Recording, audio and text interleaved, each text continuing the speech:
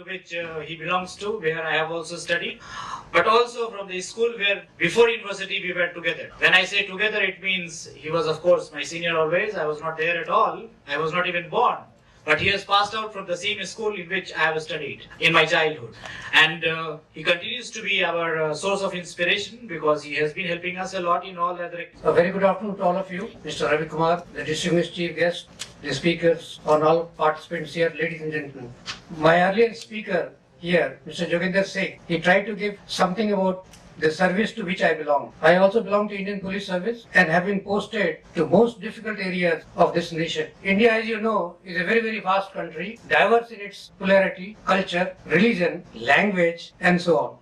And to maintain this unity, there are people all across India and abroad who have been trying to do their best. In the service to which we belong to, perhaps it is rightly said that if an edifice of unity exists, then it exists because many of our people who toil on the borders get what they need to do in the form of internal security. When I was mentioning that I have been posted to very difficult areas, I am referring to the northeast, the belly of this country, where we now find nationalism in a very, very virulent form. I have also been posted on special duties in Jammu and Kashmir, where communicating has been a real big challenge. We all understand English at some levels of communication only, not at the levels of what we operate. Operational needs are very, very different than what we speak.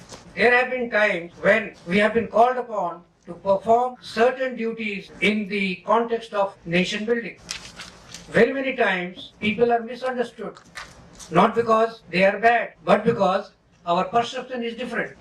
I'll give an example without quoting very many details because that would not be proper for me to do. But then there is a state in India called Tripura. It has got borders, it has got international borders, and at a given point of time in its historical development, it was claimed to be an independent nation. But subsequently, it became a part of the present day Indian nation and it was passing through turbulent times. Now I was drafted to reach out to these people, but by doing so, it was not possible for me or for any agency to reach them. They had to be given an input that what they were doing is right from their point of view, but perhaps from a larger point of view, it was not a thing which should be done. But how do you reach them? I had to learn that language there. It is not my language. So first I had to learn that language and communicate with them. I learned at that point of time that how much part the language plays. So I made a request to Government of India that I need to equip myself first before undertaking this job.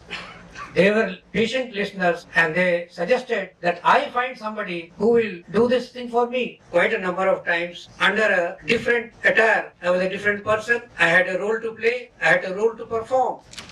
I had to learn that language. And this led to a rethinking on their part and it led to their coming over ground, becoming a part of the national ethos, accepting the constitution, which has withstood the times since it was made after independence, and now they are partners in the progress there. This effort of mine led to Government of India thinking that perhaps I could be drafted for a similar job somewhere else. More or less a common language, but there are words and other things which keeps on changing. Something which you speak now here may not be perfectly all right at a place little far off.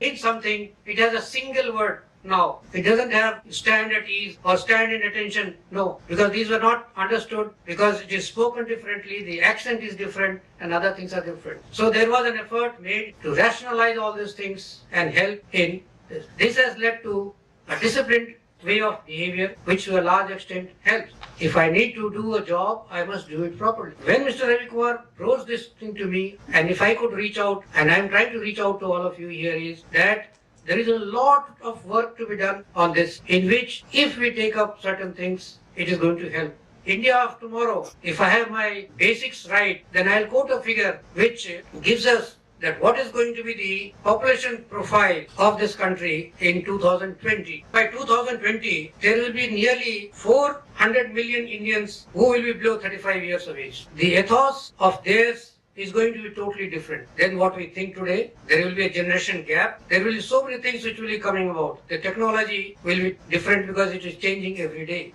Then, if that has to happen, what we are supposed to do? Coupled with this progress, which will be there. Now a situation has arisen in which the law enforcing agencies, the security related problems, their role is required in each and everything, whether it's a distribution of a particular pata or that is a, certain benefits which would accrue to them either through the initiatives taken by the Ministry of Agriculture or any other ministry. Their help is required. I'll give one example. We talk about a lot of deaths taking place in far-flung areas where arable land is not there. If we quote the figures, nearly 329 million hectares of land area are available, which is not yet what we say populated, in the sense not in terms of manpower, but in terms of agriculture to play a dominant. Now, if we understand their language better, it will be quite good. Mr. Joginder Singh was making a reference to certain thing.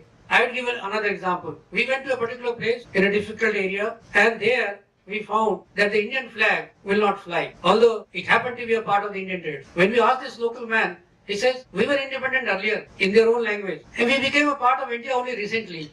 So why don't you give us that much of a latitude that if our flag, we are also putting parallel to the Indian flag, why should you feel so offended about it? But every day we put this flag up and the security forces, that is the armed forces, they come and take it down. I try to plead this case in the highest of the forum, saying that in order to preserve their sentiments, if they do so, they are not doing any disrespect to the national flag, then why do you go after them? What is the need? A time will come when they themselves will realize it, and perhaps they will not like to mitigate against this thing. Each of you present here to just come for attending a seminar. You have come here with a conviction for supporting this cause and trying to build bridges, which is going to help not only you professionally, but in a major task, which is going to really be appreciated by all right-thinking people. I could go on by citing many examples from my personal experiences, which helps in sustaining this subject. But I would not like to take that much of a time. But I would definitely like to thank the organizers here for giving me an opportunity to come across to you. I am reminded of my days in an institution which has a name all across the world. That is Jawaharlal Nehru University here in Delhi. I am an alumni from there. There, those days when this institution just began, a lot of thinking was there. We had something called a Center for Foreign Language. Now we hear that in our curriculum, we are thinking of introducing Chinese from a basic level. It's a very good effort. So what I was trying to make is that it is a contribution which is going to be cherished. I, for one, would definitely like to remain associated with the efforts which ITA is trying to do, and for which Mr. Ravi Kumar rightly deserves the accolades which has been given to him. I would like to thank all of you for giving me a patient hearing. I would wish this seminar every success that it deserves. Thank you very much. Jai Hind.